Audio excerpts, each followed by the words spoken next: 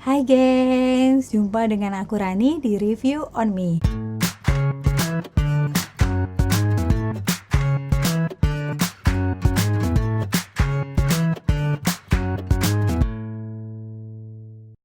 Oke, di YouTube aku yang pertama ini aku mau sharing, kemudian juga aku mau bagi tips buat teman-teman semua ya gitu untuk cara diet aku yang aku udah lakuin selama ini. Kenapa aku mau berbagi tips ini? Karena selama 2 kali aku hamil, aku turun lebih dari 25 kilo. Dan menurut aku itu adalah pencapaian yang luar biasa. 2 kali melahirkan. Jadi aku cerita dulu ya.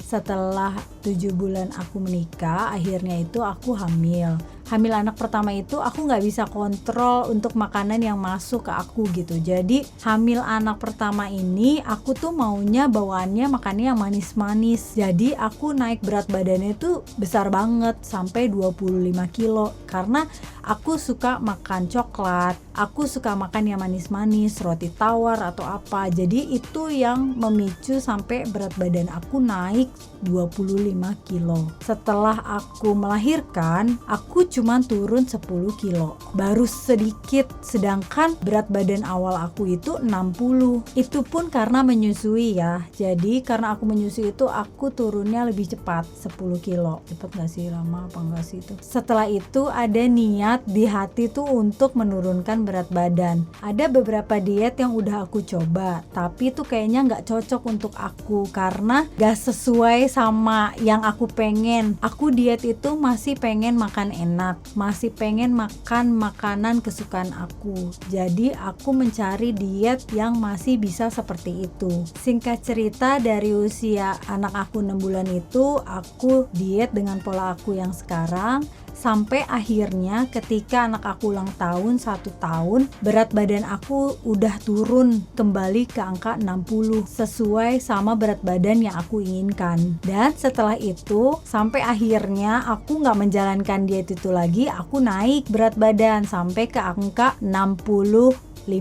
Ketika pasca 65 itu aku hamil lagi anak kedua. Waktu itu berat badanku sudah 68 dan aku hamil. Sampai 9 bulan itu aku mengalami kenaikan lebih dari 25 kilo. Aku sudah di angka 95. Waktu itu sampai dokter aku tuh wanti-wanti, hati-hati Bu, takutnya melebihi 100. Aku nyaris loh di angka 100. Jadi waktu itu memang aslinya aku sudah besar banget. Kalau ditanya itu berat banget. Tapi aku gak bisa ngontrol makanan itu gitu. Takutnya berat badan aku bisa sampai ke 100. Dari pengalaman dan cerita teman-teman aku ya, katanya kalau misalnya udah punya anak lebih dari 1, menurunkan berat badan itu lebih susah. Gak tahu, mungkin badannya udah bebel kali ya, butuh effort yang lebih tinggi untuk menurunkan berat badan, apalagi kalau mau badannya balik masih zaman gadis, itu kayaknya nggak mungkin, katanya gitu. Ketika naik sampai besar banget itu ya udah pasrah sampai aku melahirkan, dan itu cuma turun 7 kilo. Mungkin yang keluar cuman airnya aja ya, yang lemak-lemaknya aku ini nggak keluar gitu. Jadi posisinya aku masih hutang banyak banget berat badan untuk turun. Waktu itu masih menyusui, dan menyusui juga aku turunnya gak begitu banyak. Aku niat balik lagi untuk menurunkan berat badan. Sampai saat ini akhirnya aku berhasil turun di angka 62. Makanya karena itu aku mau share ke teman-teman untuk tips-tipsnya. Siapa tahu aku bisa dan teman-teman pun bisa. Aku pun gak nyangka bisa turun lebih dari 30 kilo di masa aku melahirkan yang kedua kali. Oke, aku share ya untuk resep pertama, dan yang ini yang paling utama, yaitu motivasi. Aku sebutin lagi ya, motivasi. Motivasi itu sama dengan niat. Niat itu harus dalam diri kita sendiri. Kalau nggak ada niat, aduh itu susah banget. Karena niat itu nantinya akan jadi konsisten buat kita sendiri. Diet itu nggak bisa langsung turun gitu aja. Dari sekian ke sekian langsung berpuluh-puluh, nggak bisa. Kalau diet itu harus dijalani pakai konsisten. Niat itu bisa berupa apa aja ya. Niat untuk tambah cantik, niat untuk disayang suami, niat untuk bisa pakai baju-baju bagus, baju-baju lucu. Kadang-kadang kan kalau kita size-nya udah besar, kita nggak bisa pakai baju-baju yang lucu-lucu gitu. Jadi bajunya mungkin monoton karena size-nya jarang ya gitu. Aku lanjut di tips kedua ya. Tips kedua itu pola hidup sehat. Nah, kalau mau dietnya lebih cepat, teman-teman harus ikut pola hidup sehat. Kalau buat aku pola hidup sehat itu, aku lebih banyak konsumsi sayur sama buah-buahan. Pokoknya jangan pernah skip untuk makanan sehat atau minuman sehat dalam satu hari. Jadi tiap hari itu harus ada yang dimakan yang sehat.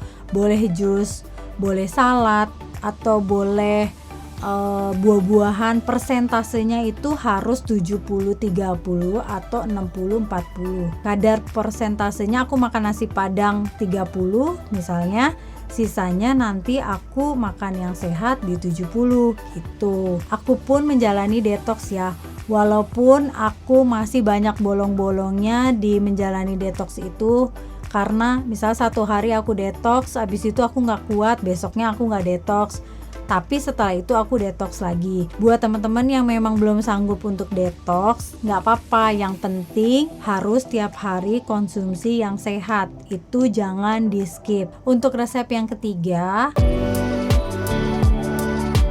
setiap pagi aku itu minum olive oil. Aneh ya, emang menurut aku juga aneh, karena awalnya juga aku nggak sanggup minum itu, tapi entah kenapa makin lama tiap hari aku minum itu. Karena ketika kita mengkonsumsi olive oil, pencernaan kita akan lebih lancar, dan itu menunjang untuk menurunkan berat badan. Kalau memang belum bisa untuk mengkonsumsi olive oil, nggak apa-apa, yang penting pola hidup sehat yang sebelumnya aku ceritain itu harus dijalankan. Untuk resep yang keempat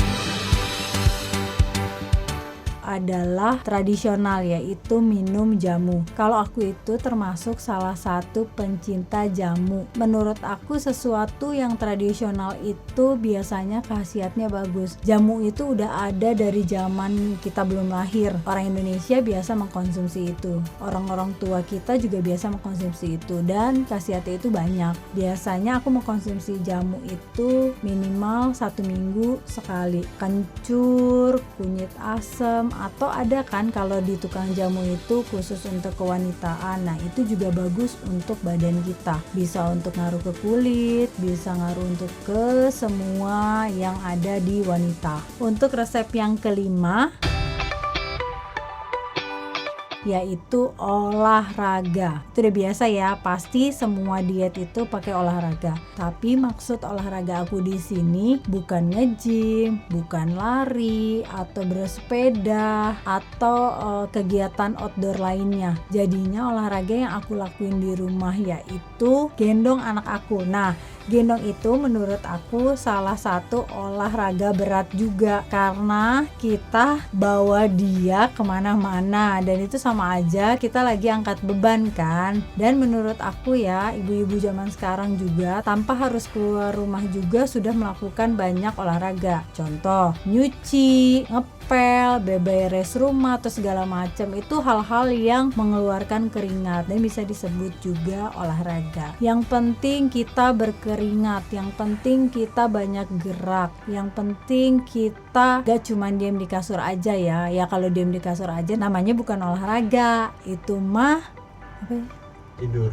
Nah, semua tips yang udah aku kasih itu harus dijalankan dengan happy ya. Itu salah satu faktornya ya, harus happy menjalani diet. Jangan ada paksaan. Dan yang paling penting juga, kamu harus tahu kamu tipenya seperti apa. Kamu tipe yang gampang turun, gampang naik, atau kamu tipe yang susah naik atau susah turun, itu kamu harus tahu. Nah, pokoknya harus cari pola sendiri. Pola itu yang nyaman buat kamu, yang enak kamu jalanin. Itu kuncinya. Intinya dari semua yang kamu lakuin itu, kalian harus niat dan semangat. Pokoknya harus yakin kalau kalian juga bisa. Karena usaha itu gak pernah bohong ya. Kalau kamu diet pasti ada turun, walaupun cuma sedikit-sedikit, tapi gak pernah bohong. Jadi harus semangat, harus yakin. Aku aja bisa, kamu pun bisa. Sayangi diri kamu, terus jaga kesehatan. Sampai ketemu di vlog aku selanjutnya. Tunggu cerita-cerita aku selanjutnya ya.